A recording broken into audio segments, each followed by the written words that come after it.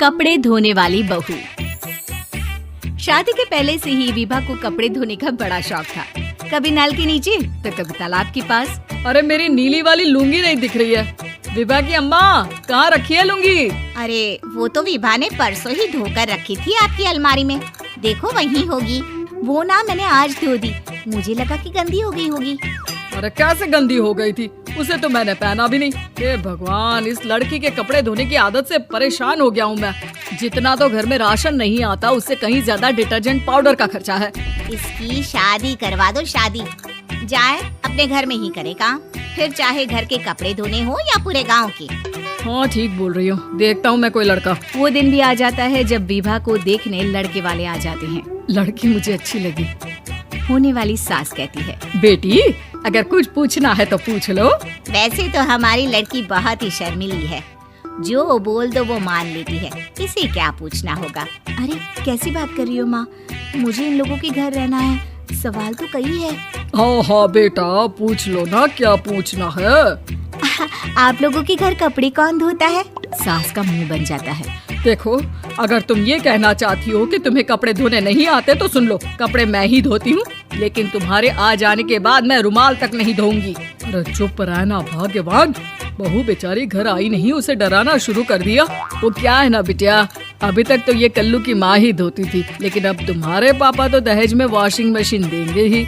तभी विभा की माँ बोल पड़ती है, सवाल भी पूछा तो क्या। वैसे भाई साहब, मशीन की तो फिर भी कपड़े धोने की कैपेसिटी होती है। मतलब जो बिटिया दे रहे हैं ना विभा, इसे कपड़े धोने का बहुत शौक है। ये आप लोगों के क्या, आस पड़ोस गांव मोहल्ले सबके कपड़े धो दे और उफ तक ना करे। बाहर देखा नहीं आपने कितने कपड़े सूख रहे हैं?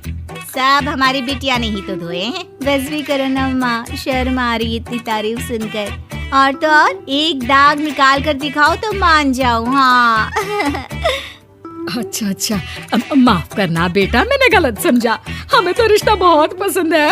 और ऐसे जुड़ जाता है रिश्ता कपड़े धोने का शौक रखने वाली विभा का। उसकी शादी हो जाती है कोयला फैक्ट्री में काम करने वाले कल्लू के साथ। शादी के बाद अचानक विभा चिल्लाती हुई सास के पास आती है। सासू माँ, अरे सासू माँ कहाँ है आप? ये तो धोखा है, धोखा दिया आप लोगों ने मुझे। इसे ससुर के चक्कर के बारे में पता चल गया। अरे तो उसमें तुझे क्यों धोखा मिला है? अरे नल में पानी नहीं आता, कपड़े कैसे कब धुलेंगे? अच्छा तू पानी नहीं आ रहा उसकी बात कर रही है? तो आपने क्या सोचा? कुछ नहीं। अच्छा तेरी माँ ने कहा था कि कपड़े धोने का शौक है, तुझे याद आया मुझे। शौक बोलकर कपड़े धोने वाले मेरे जुनून को कम ना आके सासू माँ, कपड़ा धोना मेरा गुरूर है। तभी पति भी वहाँ आ जाता है। अभी मैंने इसे सनी देओल की फिल्म दिखाई है, उसी के डायलॉग मार रही है माँ। अच्छा सुन, साफ बता रही हूँ, पानी सुबह 4 से 6 और शाम को 10 से 12 आता है, समझी? विभा टाइमिंग सुनकर हैरान हो जाती है। ये क्या भूतों का मोहल्ला है? सुबह 4 बजे उठकर कौन कपड़े धोता है? 4 बजे टंकी में पानी जाता है, फिर सारा दिन धोना ना, किसने मना किया? अरे कैसी बात कर रही हैं? 200 लीटर की टंकी में कितने कपड़े धो लूंगी मैं? सुबह ही उठ जाऊंगी मैं। अब क्या था, विभा सुबह 4 से लेकर रात के 12 बजे तक कपड़े ही धोती रहती। एक रोज सास पड़ोस से निकलकर कहीं जा रही होती है कि साथ वाली कहती है, हाँ कल्लू की माँ, जरा ये बताओ कि 2 साड़ी है, 2 ब्लाउज और एक पेटीकोट और एक नाड़े वाला लंबा कच्छा। हाँ तो? अरे तो क्या, कितना लोगी धुलाई ये बताओ। धोबन दिख रहे हैं हम क्या? हमारे पति सरकारी नौकरी से अभी रिटायर हुए हैं और बेटा सुपरवाइजर है कोयला फैक्ट्री में।